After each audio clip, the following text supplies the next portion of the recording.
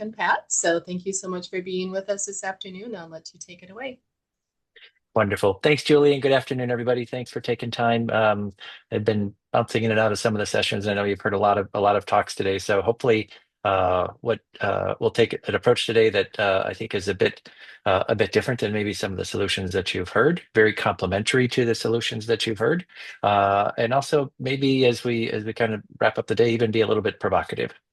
So we'll invite your questions in the chat along the way. I'm Pat Tarnowski. I'm the Chief Commercial Officer for OneStep, also a physical therapist and based here in Minnesota, and joined by Zach Becker. Zach, do you want to say hi? Yeah. Hi, everyone. I'm Zach. I'm a physical therapist by background as well here in Chicagoland.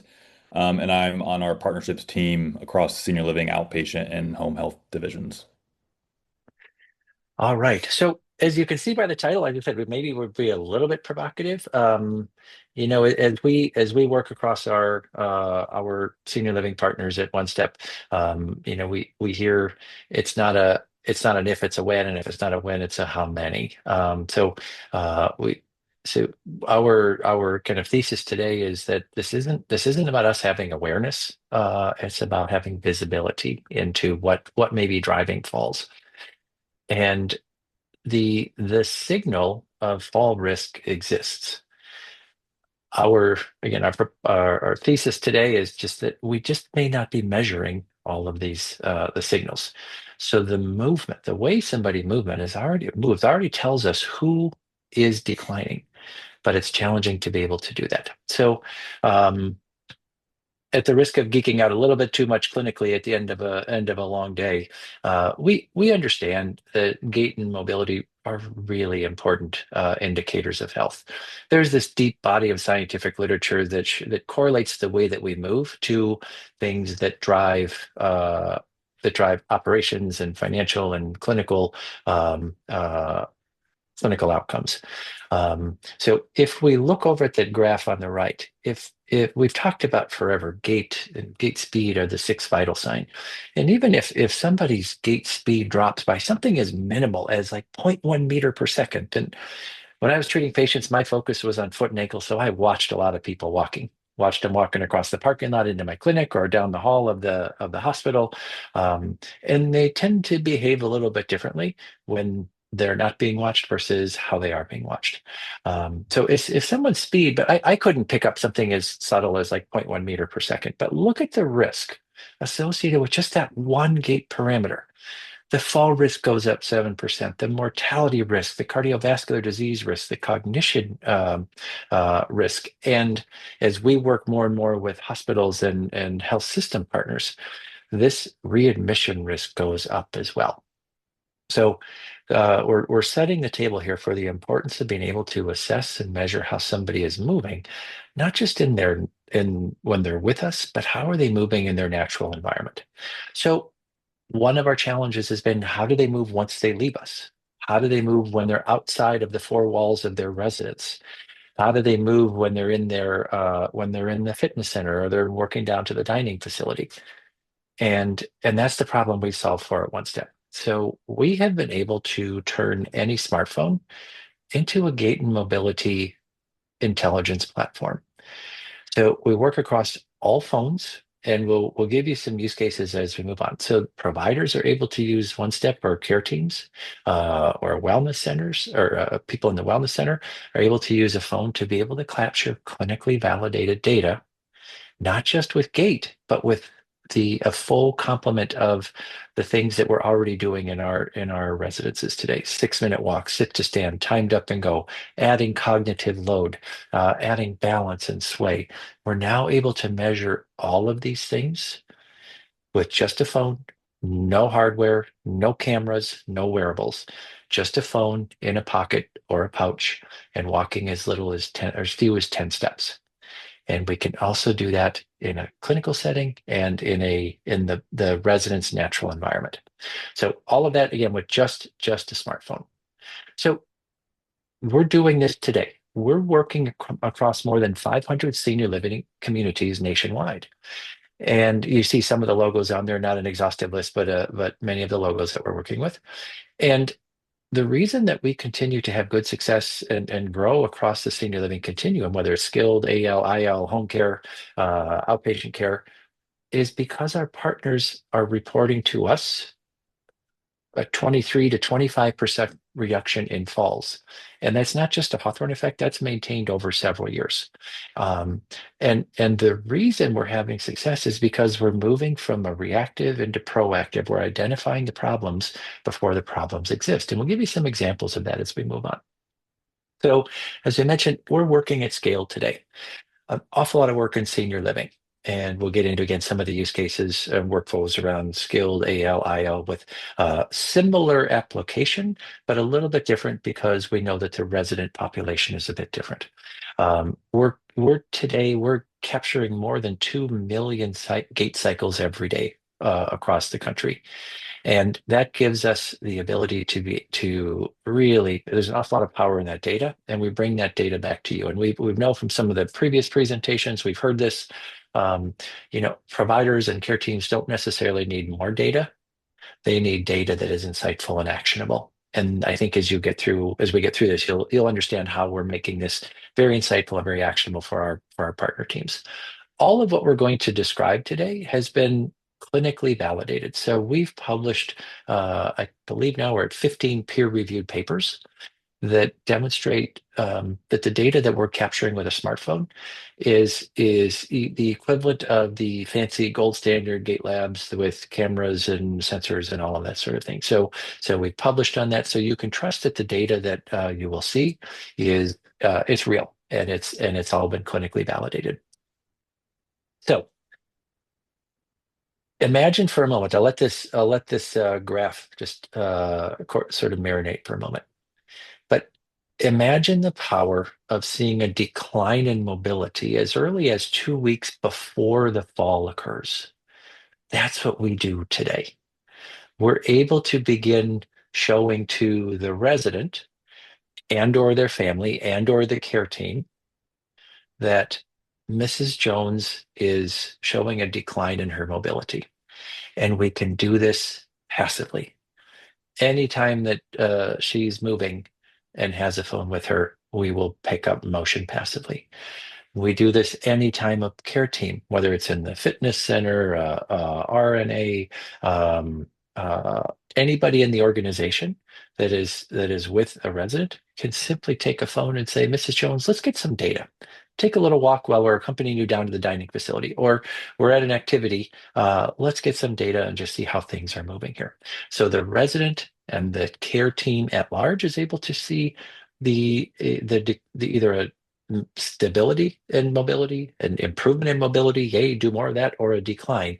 But it really is in this decline that this is now giving the resident and the teams the ability to proactively reach out and adjust care, whether it's medication, whether it's exercise, whether it's fitness, whether it's a different assistive device, whether it's setting up the environment to help reduce the risk of falling. We enable all of that. So let me give you a real example. Real patient, not his real picture, but real resident, living 82 years old in independent living. He has OneStep installed on his own phone. We're a Class 2 FDA app. Software as a medical device. So we're living on Michael's phone. Note everything to the left. Michael, with his gait and mobility being passively measured, is at this medium level fall risk. But note the rapid spike in his fall risk. Over a 7-day period, his fall risk went from median to very high. Unfortunately, a fall occurred. His care team didn't quite see the data coming in early enough, and the fall occurred.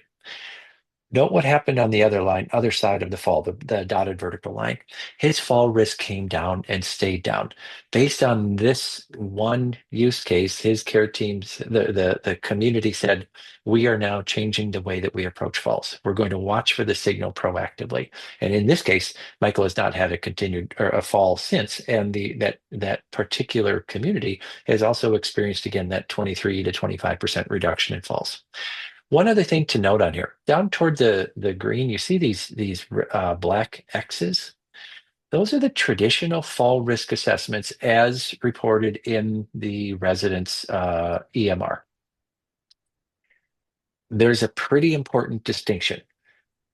The traditional fall risk assessment said, "Yep, Michael is not at it. He's in the green. He's not at a meaningful fall risk."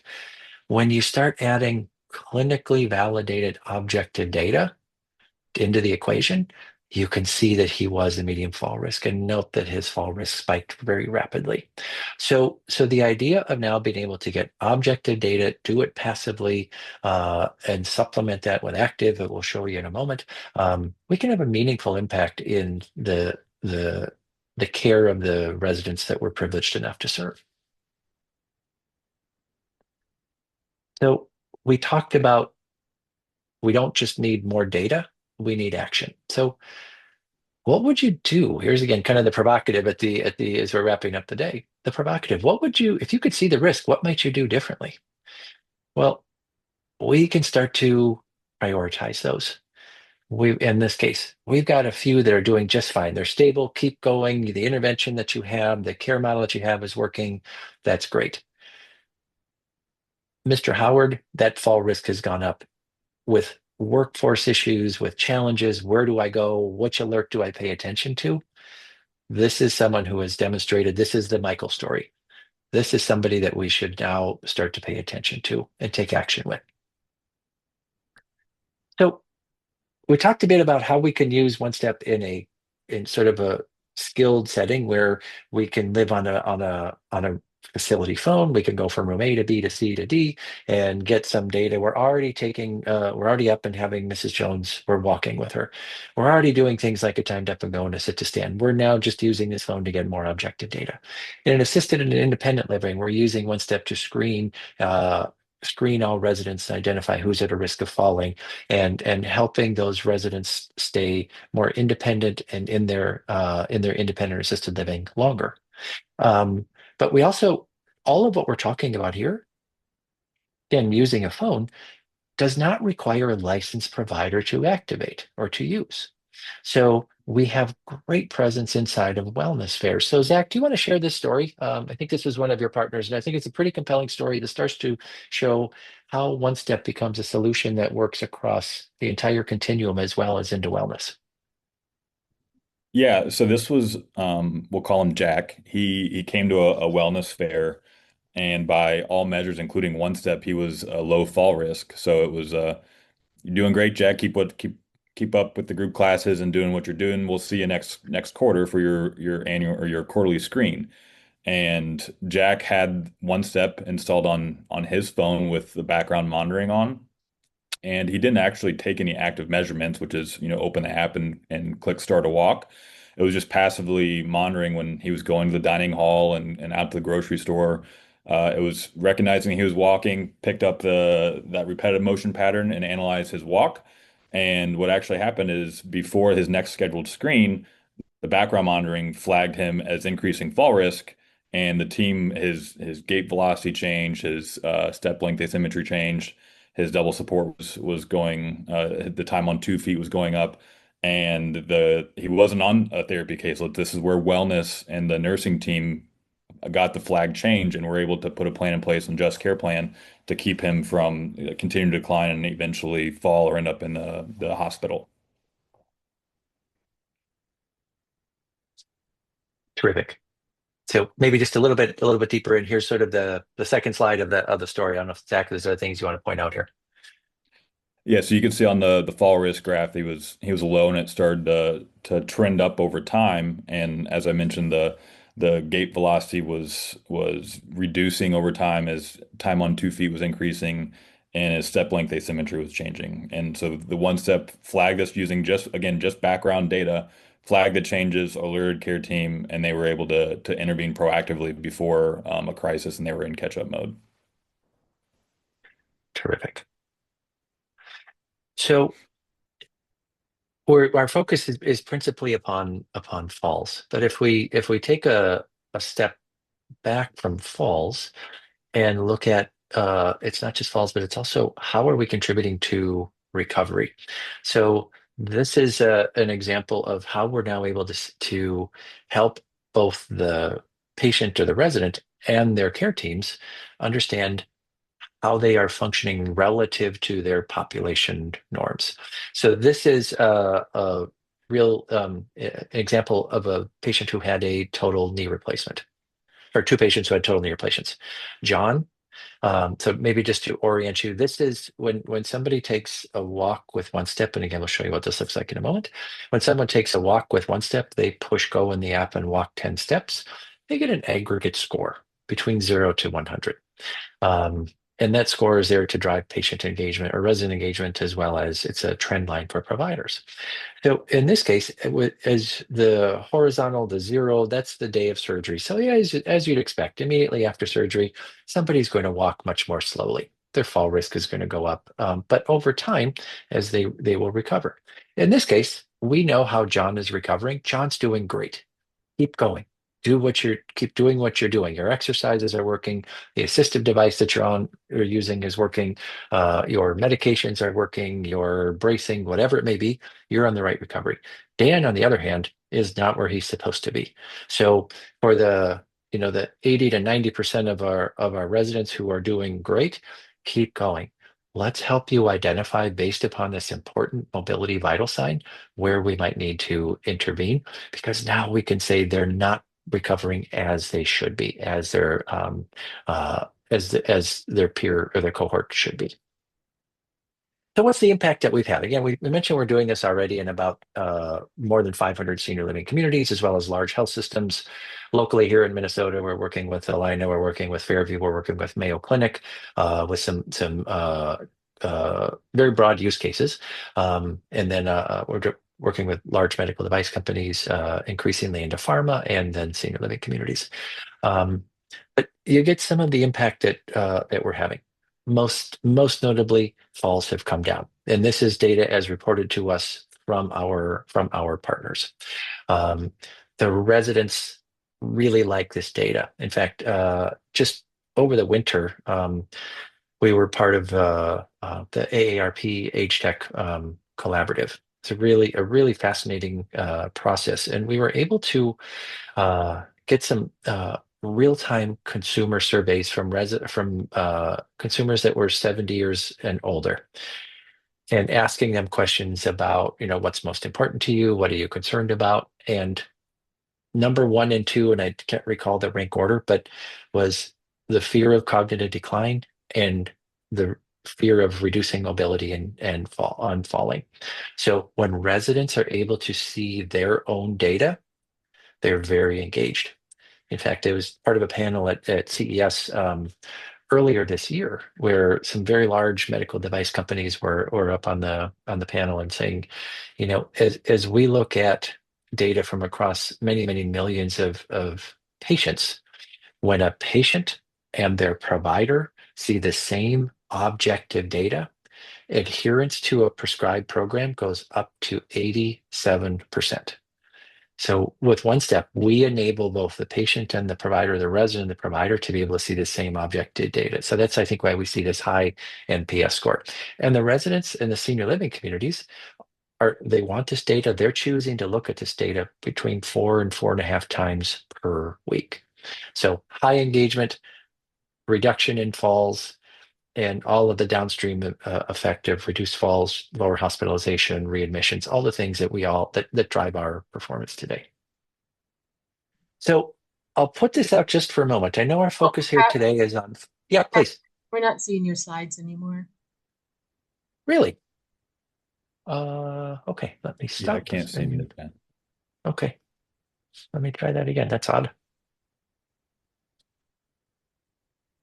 Here we go. Is that back up? Yep, you're good. Okay. Where'd you lose me? Did we get this one? We saw We that got that one. Okay. And then this one's new. Wait, it just went black again. Oh, no, it went black again. Very strange. It doesn't like that slide for some reason. Yeah, Like well, let's just, yeah, I talked about it. transition. Did this one, did it move, or is it still black? It's still black though. It's still black. Okay. Press stop. Zach, maybe, stop do you want to try? sharing. Yeah. And Zach, if you can, maybe you could pull up the deck as well. I'll try one more time, but if for some reason it's a setting issue on my side, then you may be able to pull it up. Yep, we see that slide. So it just doesn't look, Okay, you see doesn't that like one? the other one for some reason. So yeah, we're good. Oh, Oh, no. Now, very strange. Okay, Zach, I'm going to stop sharing. So, just in the interest of time, so we've talked about falls. We've talked about the use of technology to be able to help proactively identify the changes in mobility before the fall occurs. Yeah, that's great, Zach. I could see yours. Um, and and from a one-step perspective, we are now moving into working directly with Medicare Advantage partners, with liability carriers, with PACE programs, and so maybe Zach, yeah. So it's a bit of a busy slide, but I'm just putting it out as more just a bit of a food for thought that. In fact, I just met with a very large health system today who committed to bringing OneStep in to help support their team model all around joint replacements. And I'm not sure how many of those the people that are participating in this session may be part of a health system on a bundled payment model, whether it's team or CJRX or some sort of a value-based care model. But we're now receiving inbound requests from the payers and the payer adjacents to say, hey, you really are the signal that could be important to us. So I'm more just bringing this up as another area that OneStep is enabling success, substantially based on our ability to identify the risk before the risk occurs. So, okay, Zach, we can move on to the next one. So really, I think as we kind of wrap up on the formal portion of this, and then Zach, maybe we could also just teeing it up for you since I'm having some tech challenges. Might be good to be able to pull up the this short explainer video as well. I think we'll have time to do that. So if we can see the risk, we can act on it. We can educate and we can motivate both our teams and our residents or the person we're privileged to serve. We can incorporate wellness. All of these things do not require referral into the therapy program. That may be that we can tailor a program with our wellness and or the therapy team. And we are also able to demonstrate the impact of there was a change in medication. How did that patient or resident function on the new medication or the new dose? How did that patient or resident function with a different assisted device or as with a different brace or orthotic? So we're giving our teams, our partners, the ability to real time show the impact of an intervention and then the longitudinal impact of the intervention and help our teams identify the risk earlier before the risk becomes a more catastrophic event. Okay, let's go to the next slide, please. So, so there are really a few parts to the platform. First part is a provider app, and I mentioned we can live on a facility phone, iOS, Android, doesn't matter. We can live on a resident phone, assuming that the resident has an own phone and they're willing, kind of tech savvy enough to use it. And then the third is a provider dashboard, and we've seen dashboards from all of the great solutions we saw in advance that will help the providers be able to triage and prioritize who is at that rising risk. Now, we've completed integrations into Point Click Care, Net Health. We have two others. I've been told I could publicly share this, that we're underway with both Matrix Care and Eldermark, and we have several others here. So our data can live in a meaningful way into the EMRs that your teams are working with. But what we're showing here is just a screen grab of what the standalone OneStep patient dashboard looks like. Okay, next slide, please, Zach. So how might this work? So this is a bit of it's actually what would a PACE model look like, but we could pick up PACE and put in just sort of general workflow. So an initial fall screen, any new resident into an AL and IL as part of the way that you welcome your residents in. Let's get a little information about how you're moving.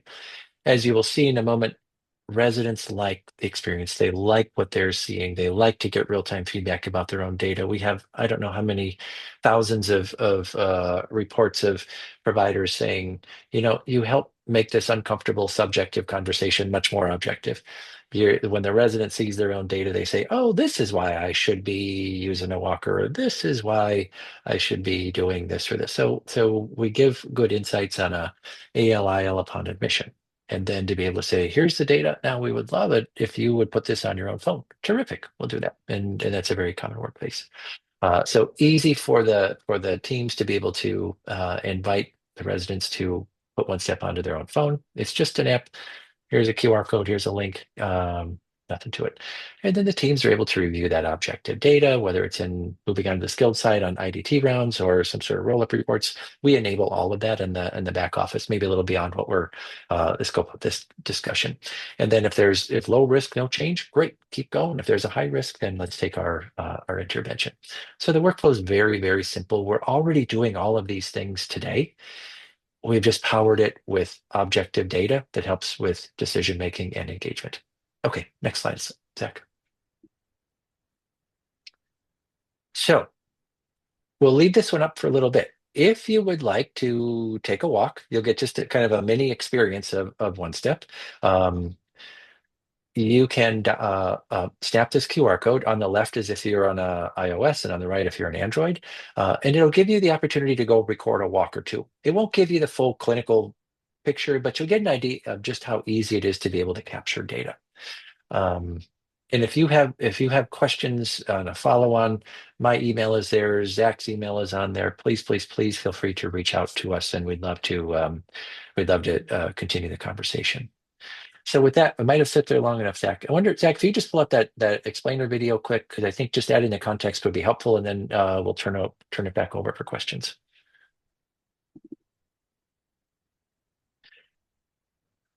Okay, You have the video visible here, Pat? Yeah, yep, we see it.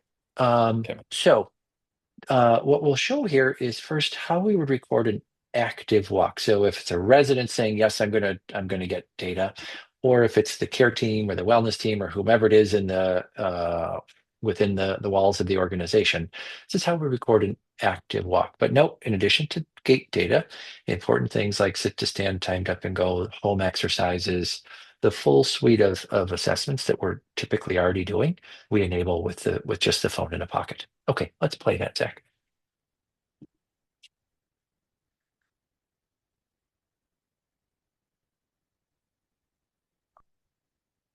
Okay, and we turned off the happy music in the background, and maybe we could even fast forward just a little bit in the interest of time, Zach, up to where we got the data collection. Yeah. Okay. So let's show just how simple it is to be able to capture this. So we open the app, all of the things that are available to us to be able to capture, and things we're already doing today.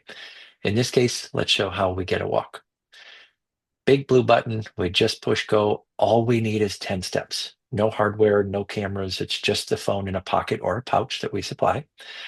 And we could go as long as we'd like.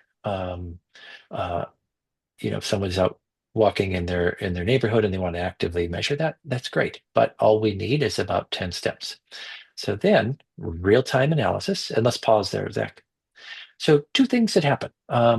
First, so this is how a patient or a resident will experience. They see the score up on top, that 83. That's an aggregate score of the 30 plus gait parameters. This is what drives the engagement numbers we were talking about before. And I can promise you that if you're using this in, say, a wellness or a fitness, Mrs. Jones gets an 83, Mr. Jones gets a 79, and it's a very healthy, engaging competition between them. We know there's power in group. And everybody wants to see where they are. Are they getting better? Are they staying the same? Or is there risk? The second purpose is for the provider. This is not clinical decision making. This is a trend line. And we'll go deeper into what the provider sees in a moment. So that's an aggregate score. And then, okay, Zach, let's play again. And then you get an idea of the types of insights that a resident or a patient is seeing. Things have gotten a little better, a little worse. The red, yellow, green are all age and gender adjusted normative values and population values. Now this flips over to the provider side. So now very similar, but it starts to get a bit more robust. So this is the provider looking at all the data of their resident or their patient after they've just completed a task, a walk, a sit to stand, a timed up and go. Okay, Zach, let's keep going. Again, age and gender adjusted normative values, this activity versus the last. Let's pause there for just a moment. Let's go back to that fall risk. Sorry, didn't give you a heads up on that. So in this case, Joan is considered to be at a medium fall risk. So real time, here's the data based upon mobility. So your team is able to say what has changed. Are they at a medium? Were they high and now they're getting decreasing fall risk? Great. Or is it going in the other direction? So again, we're proactively using objective data. We can go ahead and play, Zach. Objective data to help inform decision making. And then we can compare where was Mrs. Jones on April 1st versus May 5th? What has changed? And then very deep into the specific parameters. So that's at a high level, that's the experience for how we're capturing data. That's the experience for how providers are able to see what that data looks like. Okay. So I'll pause there for questions, and then Zach, maybe we'd even want to have we could pull up the dashboard and see what it looks like on that side, because I think we've got a few minutes to be able to do that. So quick question, Pat. Mhm. Do you see organizations use this with select residents, or do they use it more broadly? Actually, what we see is sometimes an organization will start with, okay, we're gonna start with this population, but pretty quickly they say this serves all.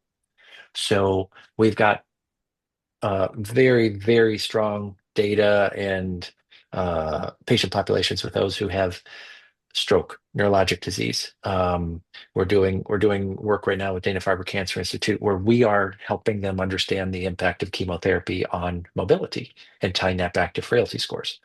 So the use case is pretty broad. Think of mobility as a vital sign. What may or may not be a fair corollary, but how important is blood pressure across the entire ecosystem of your patients? How important is mobility across the entire ecosystem? So what we see is that our providers eventually say, for all of our patients that are ambulatory or all that we're testing some mobility on, this is the tool. This is this sort of missing data link or data layer that we've had. Thank you. And I do have a question in the chat here. Can you give us an idea or ballpark of what the app costs? Yeah, it's pretty simple pricing. And over the years, our partners have helped us develop this. So we bring OneStep into a building. And so we license on a per building per month basis, kind of an all you can eat numbers of patients or residents, all you can eat number of providers and assessments. And that price starts at $800 per building or facility per month. And then as you add more facilities to that, it starts to scale down pretty rapidly. But that's the model that, again, our partners have said that makes the most sense. We don't want any disincentives to using this. We just want this to become part of the way that we deliver care. And maybe I'll just talk a little bit about the value, the ROI. So on the skilled side, certainly there's value in fewer falls. We understand that. Our providers are now using our data to go to their managed care partners and say, look, I know there's a length of stay pressure. I know we're trying to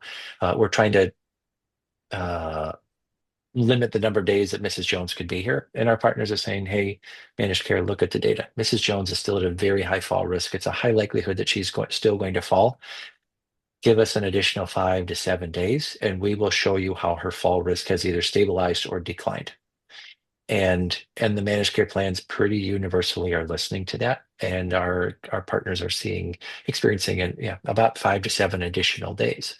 So one extension of care, it's not only good care, but that more than covers the cost of bringing OneStep in.